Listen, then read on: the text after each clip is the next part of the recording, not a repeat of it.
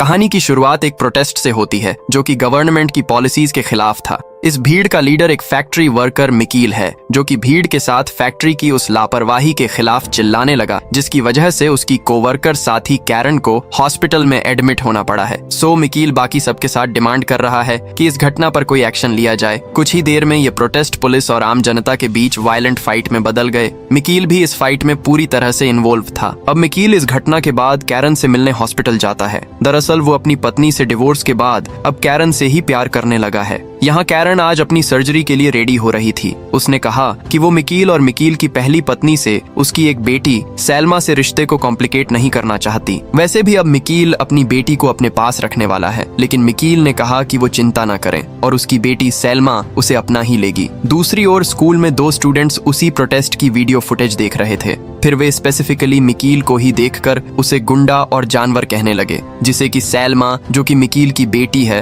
वो सुन लेती है और उसने गुस्से में उनमें से एक लड़की के साथ फाइट शुरू कर दी, जिसे जल्द ही स्कूल की ओर से सैल्मा की मां एलिस को बुलाया जाता है। यहाँ एलिस के साथ उसका भाई ब्राइस भी आया था और दोनों साथ मिलकर प्रिंसिपल से मिलने गए। ब्राइस अब सिचुएशन को हैंडल करने के लिए प्रिंसिपल को कहता है कि सैल्मा उन बच्चों से माफी मांग लेगी। हालांकि प्रिंसिपल ने बताया कि सैल्मा स्कूल में सबको परेशान कर रही है। अब तो बाकी पेरेंट्स भी उसकी कंप्लेंट करने लगे हैं। सो ये उसके लिए आखिरी वार्निंग है, जिससे अब एलिस तो घर वापस आते ही सैल्मा को कहने लगी कि उसे स्कूल में ऐसे बिहेव नहीं करना चाहिए था, उसे बच्चों से लड़ना नहीं चाहिए था। अगर वे कुछ गलत कह भी रहे थे तो उसे पहले टीचर्स को बताना चाहिए था। हालांकि अब सैल्मा तो पहले से गुस्से में थी, क्योंकि उसके कई बार कहने के बावजूद एलिस उसका स्कूल चेंज नहीं करवा रही। सो सैल्मा इसके बाद अपने पिता मिकील के पास चली गई और दोनों साथ मिलकर वीडियोस देखकर बातें करने लगे। अब सैल्मा ने कहा कि वो बेल्जियम नहीं जाना चाहती, जिस पर मिकील उसे समझाता है कि ये टाउन वहां से सिर्फ 2 घंटे की दूरी पर है और वो जब चाहे अपनी माँ से मिलने आ सकती है।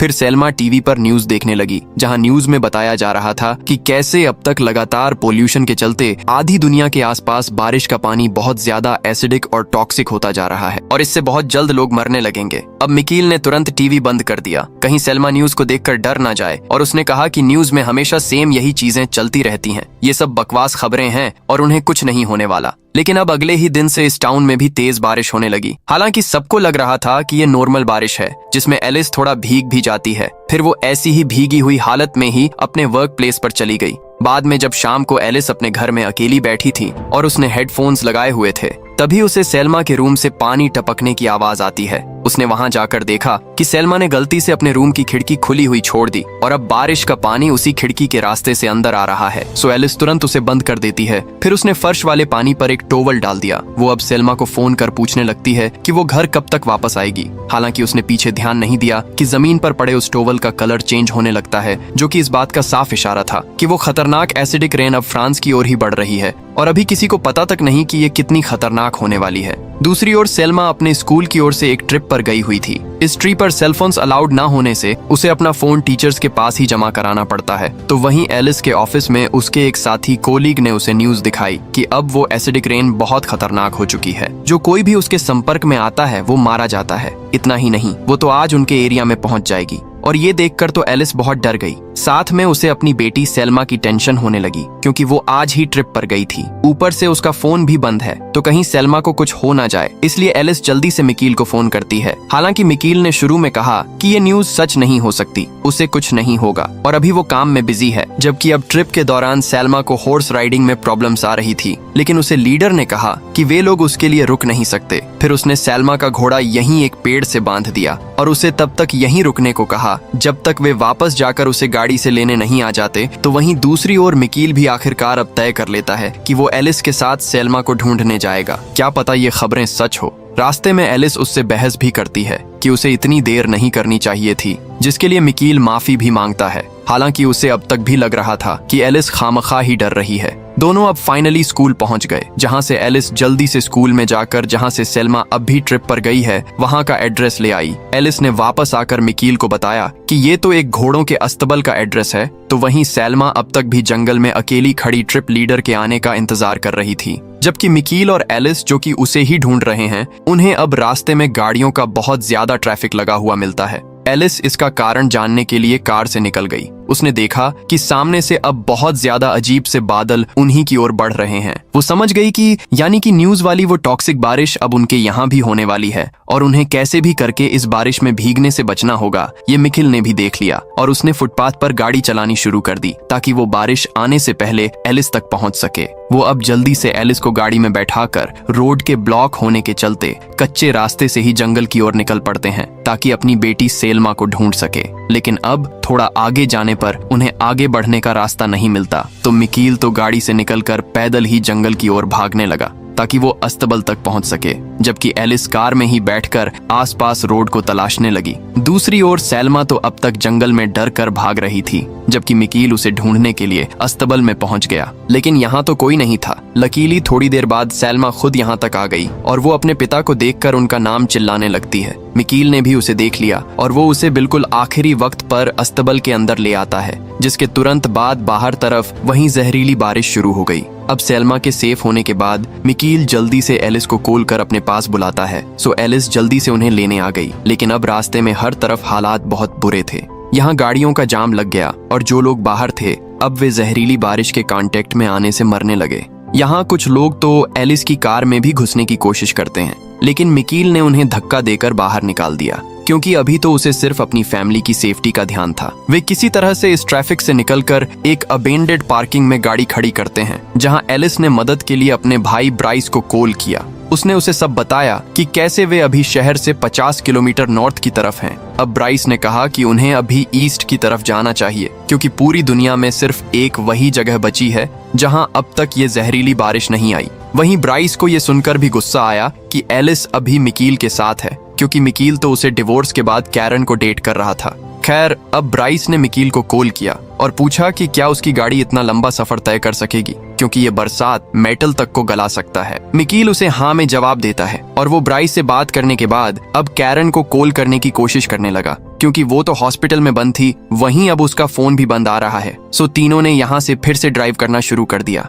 लेकिन कुछ ही देर के बाद उन्हें समझ आ गया कि मिकील की ये कार ज्यादा देर तक टिक नहीं पाएगी और वे इससे ब्राइस तक पहुंच नहीं सकते। ऊपर से बाहर फिर से बारिश लौटने वाली थी, तो मिकील अब यहीं रास्ते में गाड़ी रोक एलिस और सेल्मा को लेकर सिर छुपाने पास वाले घर में जाने लगे, ताकि वे बारिश के संपर्क में आने से बच सकें। वे घर में घुसते हैं जहां अभी कोई नहीं था। यहीं सेल्मा को एक छोटा सा बिल्ली का बच्चा बैठा हुआ मिला।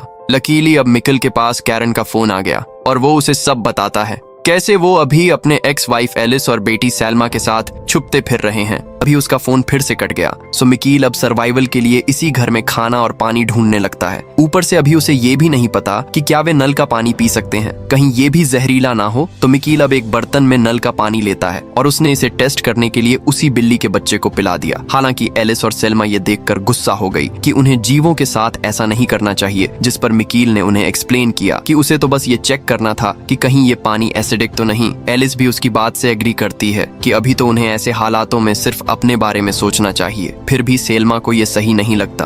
तभी एलिस को इस घर में पानी की एक बोतल मिल जाती है और उसने वो सेल्मा को दे दी। मिकील भी सेफ्टी के लिए सेल्मा की जूतों के चारों ओर एल्यूमिनियम फॉइल लपेट देता है, ताकि जमीन में पड़ा हुआ एसिडिक वाटर सेल्मा के पैरों तक ना पहुंच सके।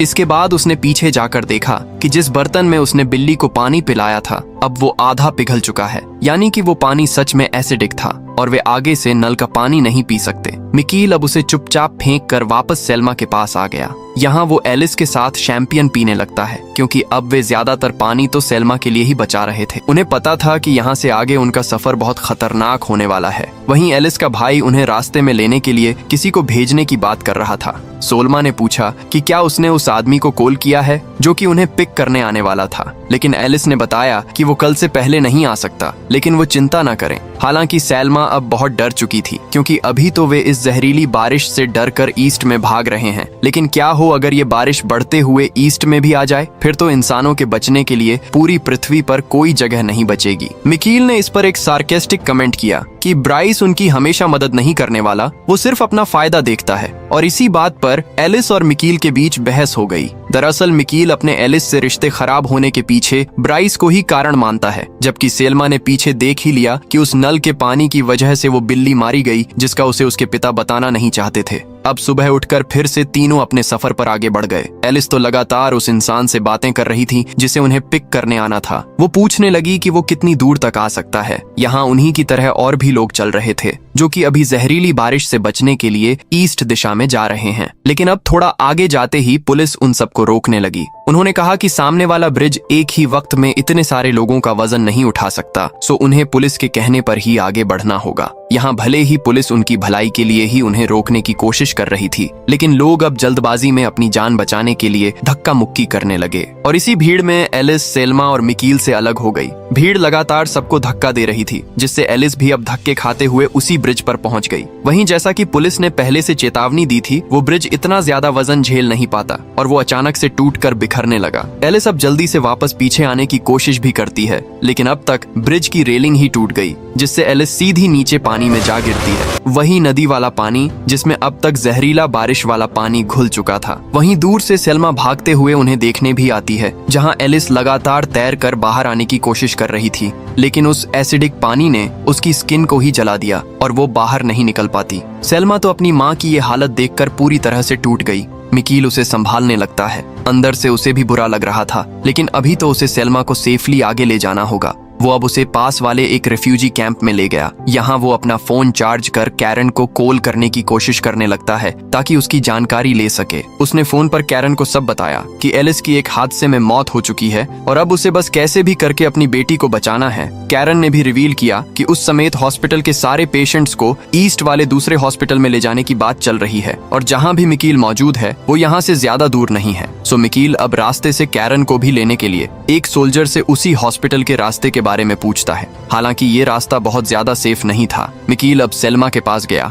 और उसने उसे बताया कि वे पहले कैरन को लेने जाएंगे। हालांकि सेल्मा चाहती थी कि वे सीधा उसके मामा ब्राइस के घर जाएं जहां सब सेफ हैं, लेकिन उसे मिकील ने बताया कि ब्राइस तो अभी फोन ही नहीं उठा रहा। सो सेल्मा को आखिरकार उसकी बात माननी ही पड़ती है। दोनों सोल्जर्स के ट्रक में बैठ गए और चल पड़े, लेकिन रास्ते में एक ब्लॉकेज की वजह से ट्रक बीच में ही रुक जाता है। सोल्जर्स ने यहाँ लोगों से कहा कि अब उन्हें आगे पैदल ही चलना पड़ेगा, जहाँ से सभी अब गाड़ी से बाहर निकलकर पैदल चलने लगे। हालांकि सेल्मा की हालत ठीक नहीं थी और वो तेजी से चल भी नहीं पा रही। ठीक इसी वक्त ऊपर आसमान में तूफान के बादल इकट्ठा होने लगे, जो कि इस बात की ओर इशारा था कि जल्द ही बारिश होने वाली है। तो मिकील ने सेल्मा को तेज चलाने की कोशिश की, लेकिन वो जमीन पर गिर पड़ी और जब तक मिकील उसे उठा पाया तब तक वे जिन लोगों के साथ जा रहे थे वे उनसे बहुत पीछे छूट गए, यानी कि अब वे अपना रास्ता भटक चुके हैं। दोनों बाप बेटी अब जंगल में ही भागने लगते हैं ताकि वे इस बारिश से बचने के लिए कोई शेड ढूंढ सकें। लेकिन तभी उन्हें एक पतला सा पत्थर से बना ब्रिज मिल गया और दोनों उसमें छुप गए। वे काफी देर अंधेरे में चलने के बाद इसके दूसरी ओर निकल जाते हैं। यहाँ कई सारे घर थे, लेकिन मिकील ने नोटिस किया कि ये सब तो बंद पड़े हैं। तभी मिकील चलते चलते बेहोश होकर गिर पड़ता है और सेल्मा मदद के लिए जोर जोर से चिल्लाने लगती है।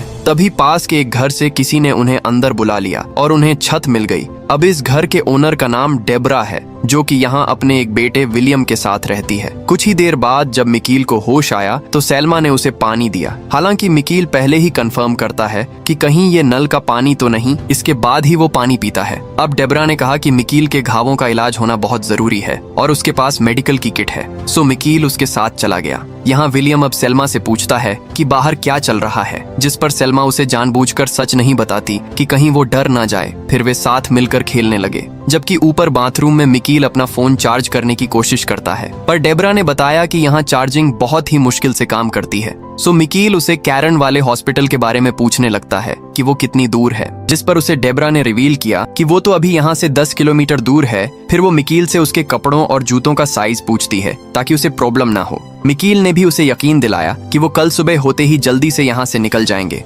तभी नीचे लिविंग रूम में सेल्मा ने बिना जाने समझे एक मशीन को छू लिया, जिस पर डेबरा अब चिल्लाते हुए आकर पूछता है कि उसने किस चीज को हाथ लगाया था। हालांकि सेल्मा उसे लगातार समझाती रही कि उसने कुछ नहीं तोड़ा है। अब तक ये आवाजें सुनकर मिकील भी आ गया, जबकि डेबरा तो लगातार सेल्मा पर चिल्लाए जा रही थी कि ये मशीन उसके लिए बहुत जरूरी है। सो मिकील अब उसकी मदद करते हुए उस मशीन को पावर सोर्स के पास ले जाकर उसे चलाकर चेक करता है और लकीली ये ठीक से काम कर रही थी। अब डेबरा ने रिवील किया कि ये मशीन उन लोगों के लिए होती है जिनकी किडनी फेल हो चुकी है और ये उसके बेटे विलियम के लिए है। इसके बिना वो बच नहीं सकता। इसलिए वो सेल्मा से छूने से इतनी परेशान थी। वहीं डेबरा अपने बेटे के साथ इस घर में अब तक इसी मशीन की वजह से रुकी हुई है। उसके आसपास के सभी घरों के लोग ऑलरेडी निकलकर ईस्ट दिशा में चले गए, लेकिन डेबरा को अपने बेटे के लिए यहीं रुकना पड़ेगा। हालांकि मिकील उसे वार्निंग भी देता है कि वे ज्यादा समय तक यहाँ रुक नहीं सकते। जल्द ही एसिडिक रेन के चलते ये घर ज्यादा समय तक टिक नहीं सकेगा, सो उसे यहाँ से निकलने का सोचना चाहिए।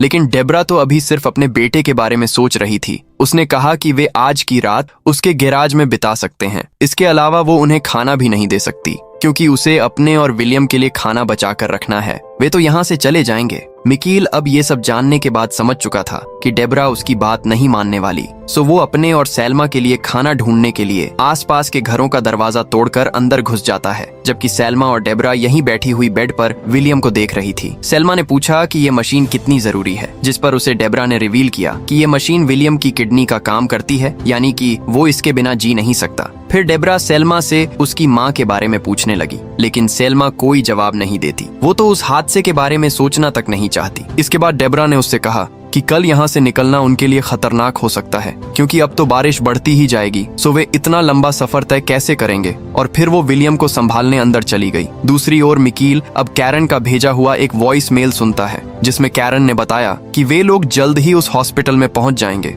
लेकिन वहां नेटवर्क कवरेज नहीं है, सो वो अब की बात से उससे बात नहीं कर सकती। तभी उसके पास सेल्मा आकर डेबरा के बारे में बताती है कि उसने उन्हें भी यहीं रुकने को कहा है। हालांकि मिकील ने कहा कि उनका डेबरा से दूर रहना ही बेहतर है, क्योंकि वो तो अपना खाना तक शेयर नहीं करना चाहती। वैसे भी उन्हें कैरन के पास जाना था, पर सेल्मा ने याद दिलाया कि वे बारिश के बीच इतना लंबा सफर तय कैसे करेंगे। ऊपर से वे यहाँ आसपास के घरों से खाना लाकर अच्छे से सेफ रह सकते हैं, सो वो कहीं नहीं जाएगी। सभी अब डिनर पर एक साथ खाना खाने बैठ गए। तभी मिकील ने फिर से कहा कि डेबरा को विलियम के साथ यहाँ से निकल जाना चाहिए और वे उनके साथ चल सकते हैं।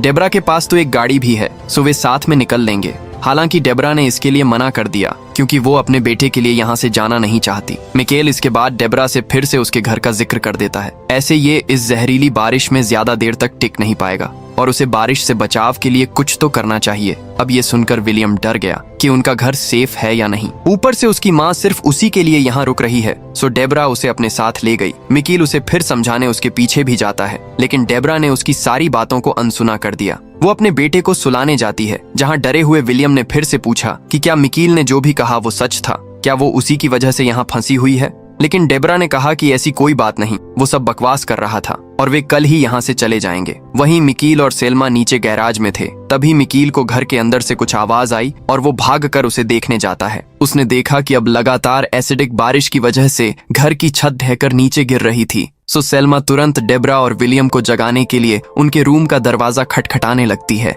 लेकिन वे दरवाजा नहीं खोलते। तभी मिकील ने दरवाजा तोड़ने की कोशिश की, लेकिन वो तो फंस चुका था। वहीं अब तक घर की पूरी छत नीचे गिरने लगी, तो मिकील अब सिर्फ सेल्मा को घर से बाहर निकालने लगता है। लेकिन सेल्मा तो यहाँ डेबरा और विलियम को मरते हुए छोड़कर जाना नहीं चाहती थी। फिर भी मिकील उसे जबरदस्ती गैराज में ले गया। उसने यहाँ पहले से डेबरा की गाड़ी देख रखी थी, सो दोनों अब डेबरा की गाड़ी लेकर ड्राइव करके निकल गए। आज तो बारिश और भी तेज थी, जिससे उन्हें सामने का रास्ता ठीक से दिखाई भी नहीं देता। तभी अब तक एसिडिक बारिश से कार का इलेक्ट्रिक सिस्टम खराब हो जाता है, यानी कि अब वे लोकेशन नहीं देख सकते और वे अपना रास्ता भटक गए। जबकि सेल्मा तो गुस्से में थी कि उसके पिता ने डेबरा और विलियम को मरते हुए छोड़ दिया। वो मिकील पर चिल्लाती भी है, जबकि मिकील जो कि सिर्फ अपनी बेटी को बचाना चाहता था, वो अब तक पूरी तरह से फ्रस्ट्रेट हो गया और उसने चिल्लाकर सेल्मा को चुप रहने को कहा। फिर वो गुस्से में अपना मन शांत करने के लिए गाड़ी से बाहर निकल जाता है। पीछे से सेल्मा भी बाहर निकल गई और भागने लगी। हालांकि माइकल ने नहीं देखा कि वो कार से भाग चुकी है।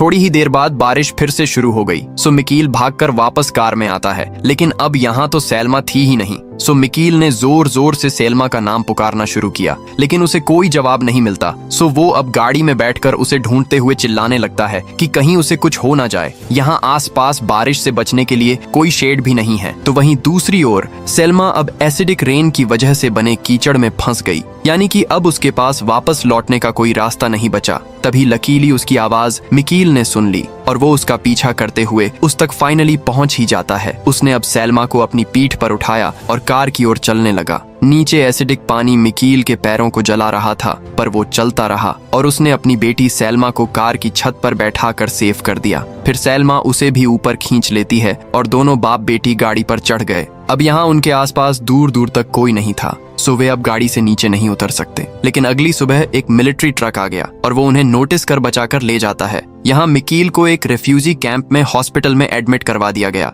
जबकि सैल्मा अब यहाँ इंफॉर्मेशन डेस्क पर जाकर अपने मामा ब्राइस के बारे में पूछने लगती है। लेकिन अब उनका कोई अता पता नहीं था, वे तो उसका फोन भी नहीं उठा रहे। फिर सैल्मा ने कैरन के बारे में पूछा, लेकिन उसे नर्स ने बताया कि उसकी भी रास्ते में बाकी पेशेंट्स के साथ रेन के चलते मौत हो चुकी है। सैल्मा अब अपने पिता मिकील से मिलने आ गई, जहां मिकील पूछता है कि क्या उसे ब्राइस या फिर कैरन के बारे में पता चला। सैल्मा ने जवाब दिया कि नहीं, उसे दोनों में से किसी का कुछ पता नहीं चला। अब मिकील कहता है कि वे सब ठीक होने का इंतजार करेंगे और वो उसे कभी कुछ नहीं होने देगा। एक दूसरे का साथ उन्हें थोड़ी हिम्मत दे रहा था। इसी सीन के साथ ये कहानी यहीं पर खत्म हो जाती है। दोस्तों, आपको वीडियो कैसी लगी? लाइक और कमेंट करके जरूर बताना। वेल, मिलते हैं अगली शानदार वीडियो में। तब तक के लिए सब्सक्राइब बटन दबा दो।